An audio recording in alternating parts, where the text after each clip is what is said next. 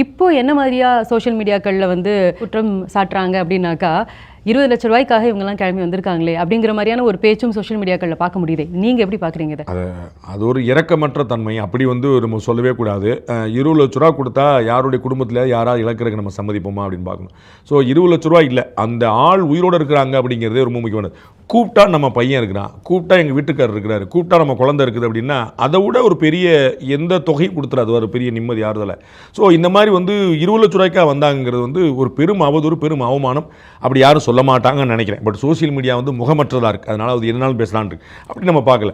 அவர்களுக்கு கோபம் இருந்ததுங்கிறதே பொய். அவங்க அன்னைக்கு கோபம் இருந்ததுன்னு இவங்களா கட்டுக்கதை பண்ணாங்க, இன்னைக்கு காசுக்காக வந்தாங்கன்னு இவங்களா கட்டு. ரெண்டுமே உண்மை இல்லை. நாங்கள் அறிஞ்ச வரையில், எங்களுடைய ரிப்போர்ட்டர்கள் போன வகையில், மற்ற மீடியா ரிப்போர்ட்டர்கள் அங்கே போன வகையில், இந்த 38 குடும்பமும் டே ஒன்லேருந்தே திரு விஜய் மீது கோபத்தில் இல்லை. அவர்கள் நொந்து போய் இருந்தார்கள். அண்ணன் என்ன செய்வார் அப்படிங்கிறத நடக்கும். அவர் என்ன செய்வார் இதுக்கு அப்படின்னு அந்த சம்பவத்திலையுமே என்னமோ நடந்திருக்குன்னு சொன்னாங்களே தவிர, இப்படி பண்ணாங்க, அவர் பண்ணாங்க, இவர் பண்ணாங்கன்னு அரசியல்வாதிகள் சொல்வது போல் அவங்க சொல்ல. ஏன்னா அவங்கெல்லாம் அரசியல்வாதி இல்லை, ஒருவேளை தொண்டர்களாகவே இன்றைக்கி தான் மாறிக்கிட்டு இருக்காங்கன்னு நம்ம சொல்லணும். ஸோ அவங்களுக்கு ஒரு பொலிட்டிக்கல் மோட்டிவ், அவங்க அப்படிலாம் திங்க் பண்ணுற இடத்துலையுமே இல்லை. ஸோ காசுக்காக அவர்கள் வந்தார்கள் அப்படின்னு சொல்வது ஒரு பழி பாவம், ஒரு பெரும் அவதூறு. அது நியாயமற்ற விஷயம்.